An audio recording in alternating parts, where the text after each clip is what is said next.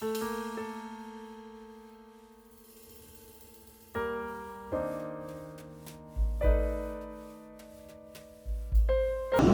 جہنم سے آزادی کا ایک اہم ذریعہ ہے۔ روزہ اللہ اور بندے کے مابین ایک راز ہے۔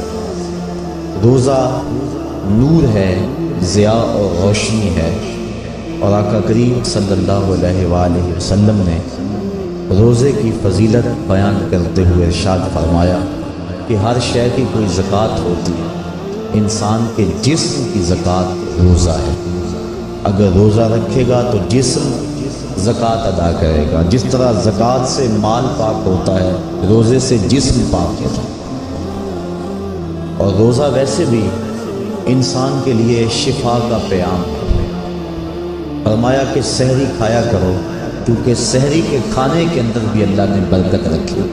تو یہ ماہ صیام اپنے دامن میں برکتیں لے کر، رحمتیں لے کر نازل ہوتا ہے۔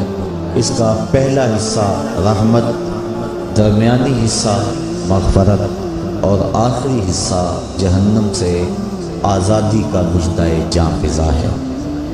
حدیث میں آتا ہے کہ اللہ نے میری امت کو رمضان المبارک کے روزے کے حوالے سے 5 چیزیں ایسی عطا کی ہیں جو اس سے قبل کسی امت کو نصیب نہیں ہوئی۔ ایک تو یہ کہ رمضان المبارک کے اندر روزہ رکھنے والے کے معدے سے جو بو نکلتی ہے، اللہ کو وہ مشک سے زیادہ محبوب ہے۔ دوسری بات کہ جب ماہ صیام آتا ہے تو شیاطین کو جکڑ دیا جاتا ہے۔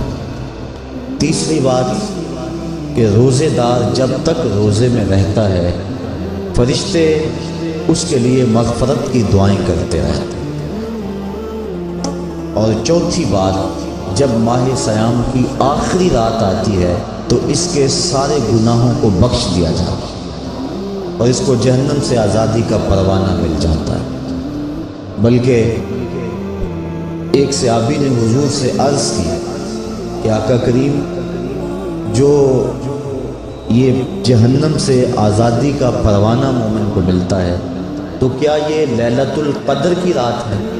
تو آقا کریم نے فرمایا نہیں، جب مزدور اپنی مزدوری مکمل کرتا ہے، جب اس کی دہاڑی پوری ہو جاتی ہے تو پھر اس کو اس کا مالک کچھ دیتا ہے، تو یہ جو اس کو بخشش اور مغفرت کا مژدہ جاں فضا دیا جاتا ہے، یہ اس کی مزدوری ہے۔ اور فرمایا کہ جو لیلۃ القدر کی برکتیں اس کو حاصل ہوتی ہیں، یہ اس کے علاوہ۔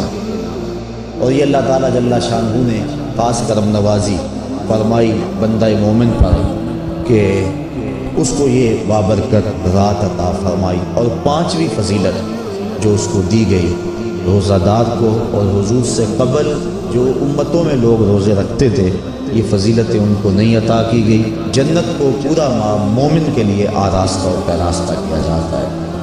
حضرت ابو ہریرہ رضی اللہ تعالی عنہ سے ایک روایت مروی ہے جس کو امام بخاری اور امام مسلم نے روایت کیا کہ آقا کریم علیہ السلام نے ارشاد فرمایا، قال اللہ عز وجل، اللہ جل شانہ ارشاد فرماتا ہے، کل عمل ابن آدم لہو، ابن آدم کا ہر عمل اسی کے لیے ہے، الا الصوم فإنہ لی، ہاں مگر روزہ ہے جو وہ میرے لیے رکھتا ہے، وأنا اجزی بہ، اور اس کی جزا میں اسے دوں گا۔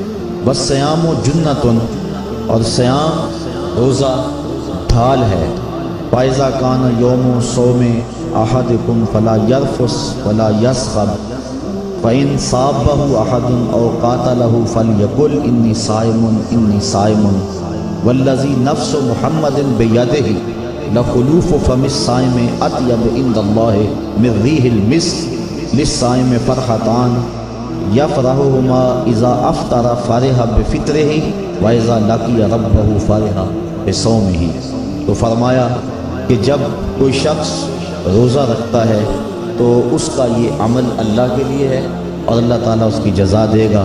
روزہ ڈھال ہے، جب کوئی شخص روزہ رکھے تو وہ اس کے اندر کوئی اللہ کی نافرمانی نہ کرے، یہاں تک کہ اگر اس کو کوئی شخص گالی بھی دے تو وہ یہ کہے کہ میرا روزہ ہے، میں صائم ہوں۔ میں نے روزہ رکھا ہوا ہے، یہ کہہ کے لڑنے والے کو، الجھنے والے کو ٹال دے۔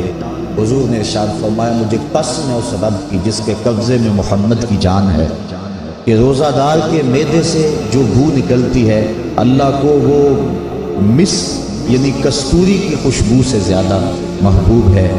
اور روزہ دار کے لیے دو خوشیاں ہیں، ایک خوشی اس کو اس وقت ملتی ہے جب وہ روزہ افطار کرتا ہے، اور دوسری خوشی اس کو اس وقت ملتی ہے جب اس روزے کے صلے میں اسے اپنے رب کا دیدار نصیب ہو۔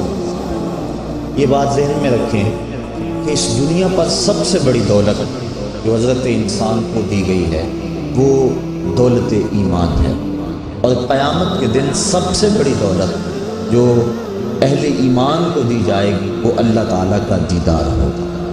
جنت کے حور و قصور، جنت کے محلات، جنت کی اعلی نسل نعمتیں، دنیا کی کوئی دولت اور دنیا کی کوئی نعمت جنت کی کسی نعمت کا مقابلہ نہیں کر سکتی۔ لیکن جنت والے جنت میں جا کر جس نعمت کو سب سے بڑا سمجھیں گے، اور وہ ہوگی بھی حقیقت میں سب سے بڑی نعمت، ایسی نعمت کہ اس نعمت کے ملنے پہ باقی ساری نعمتوں کو بھول جائیں گے، وہ یہ ہے کہ رب اپنے رخ کرم سے پردہ ہٹا دے گا اور ان کو اپنا دیدار عطا فرما دے گا۔ تو یہ سب سے بڑی دولت جو مومن کو آخرت میں نصیب ہوگی یہ روزے کے صلے میں نصیب ہے، یہ روزے کا وہ ثمر ہے، یہ روزے کا وہ پھل ہے جو اللہ اہل ایمان کو قیامت کے دن عطا فرمائے گا۔